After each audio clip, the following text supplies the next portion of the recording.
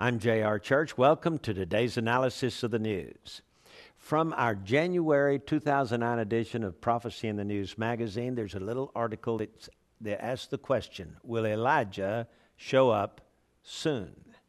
Now, this coming Passover is on April the 9th, 2009. So remember, on Thursday evening, April 9th, Passover begins. That's with sundown because of the Jewish calendar.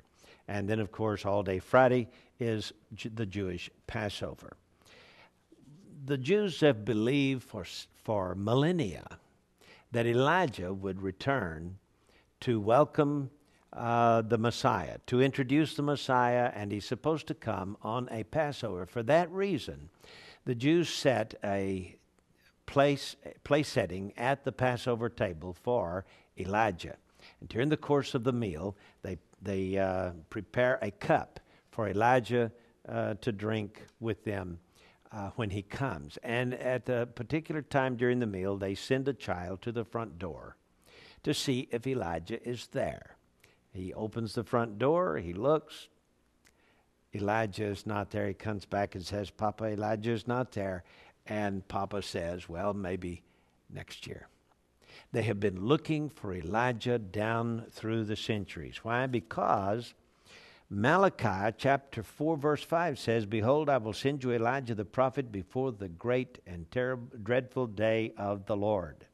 And so, this coming April 9th, the Jews will be observing the Passover meal, April 9th and 10th, Thursday night or Friday night, and we'll be looking for Elijah to come. Will he come?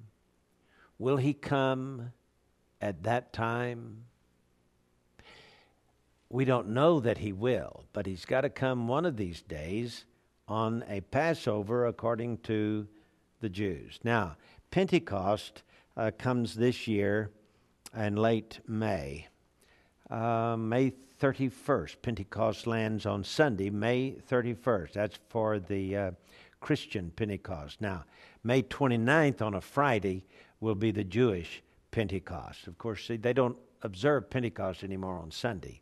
But the Christians do not observe Pentecost. But if we did, it would be on Sunday, because in Bible days, Pentecost always landed on Sunday, the first day of the week.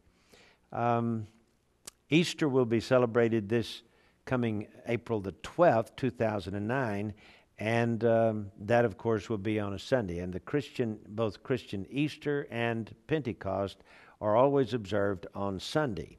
And so, May 29th through the 31st is the Pentecost time, and there is always the possibility that prophetic events will occur during this season between Passover and Pentecost. Tertullian believed that the two witnesses would be Elijah and Enoch, while Jewish sages, Jewish scholars, have always looked for Moses and Elijah to come. Tertullian suggested, and I will read what Tertullian said. Tertullian was born in AD 145 and died in AD 220. So somewhere around the turn of the century, from the 2nd to the 3rd century, 150 years, shall we say, after the birth of the Lord Jesus Christ, Tertullian suggested that it would be Enoch and Elijah. And this is what he says, quote, "Enoch no doubt was translated, and so was Elijah, nor did they experience death. It was postponed, and only postponed. Most certainly they are reserved for the suffering of death, that by their blood they may extinguish the Antichrist." End of quote. Well, what Tertullian didn't think about was when the rapture comes, there will be millions upon millions of Christians alive who will be translated in the moment, in the twinkling of an eye, and never experience death. So Tertullian's view that all must experience death really has no merit in this case. In the Jewish Targums, which were originally Aramaic paraphrases of the Bible written about the 2nd or 3rd century, there's an intriguing comment with regard to Exodus 12:42. The Targum says, quote, "On the night when the world shall have completed its allotted time until the end when it should be delivered, when the bands of wickedness shall be destroyed and the iron yoke broken, Moses shall go forth from the wilderness, and the King Messiah from Rome. The one shall lead the way on the top of a cloud, the other shall lead the way on top of a cloud, and the Memra shall lead the way between the two of them. And they shall proceed together. This is the night of Passover of the Lord, awaited and appointed for all Israel throughout their generations. End of quote. So the Jewish rabbis have been looking for Moses to come. At the same time, there is another rabbinic interpretation on the book of Exodus entitled Exodus Rabbah, chapter 18, verse 12, and it suggests that Elijah will come about the same time. Here's the quote. And that night, the anniversary of the event in Egypt, the Messiah and Elijah will appear. So this is not contradictory. This is complementary. In other words, they believe that the two witnesses that will come to introduce the Messiah to Israel will be Moses and Elijah. Nowhere in any rabbinical writings is Enoch mentioned as coming back at the end of time to do anything. Now, you have to understand that the book of Enoch, which was very popular in the early centuries, popular among the Jews, popular also for the first 700 years in the Christian community. Enoch opens his book by saying something like, hello to all you people living in the tribulation period.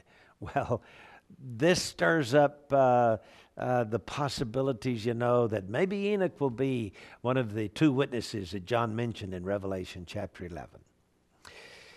Even though the book of Enoch was written for the people who are living in the tribulation period, does not mean that Enoch himself will return to explain his book to anybody. And by the way, I have just begun a commentary on the book of Enoch, which will appear, the first installment will appear in our February 2009 edition of Prophecy in the News magazine. So you may want to get a copy of the February. It's in fact, it's been printed. It's probably already dropped into the mail. Will be in your mailbox if you're a subscriber in just a few days, maybe a couple of weeks. The post office never delivers it the next day. Some of the folks who subscribe to us, though it's mailed on the 20th of one month, don't get it till after the 10th the following month. Why? I don't know, except the post office doesn't pay a lot of attention to third-class bulk mailings. So what we've got here is a commentary on Enoch that will be in our February magazine. 9,000 words on the first 11 chapters of the book of Enoch. I think you'll really enjoy it. By the way, if you don't get our magazine, I urge you to subscribe because you'll find out a lot of interesting things there, and it'll be well worth the money you spend to subscribe. I guarantee it. So, Enoch will not be coming back, but Moses and Elijah are expected. And remember, they're expected to come on a Passover, and Passover this year is on April 9th. So, keep your eyes peeled and let's see if somebody named Elijah. Well, let me put it this way. John the Baptist wasn't named Elijah, but he was the fulfillment of the coming of Elijah. So somebody's coming with the spirit and power of Elijah at the beginning of the, 7-year tribulation period? We don't know that the tribulation period has begun, but it would be a good sign if we saw somebody show up with, shall we say, with powers of some kind, some supernatural powers. So remember April 9th, Passover. I'm J.R. Church. See you again tomorrow with our analysis of the news.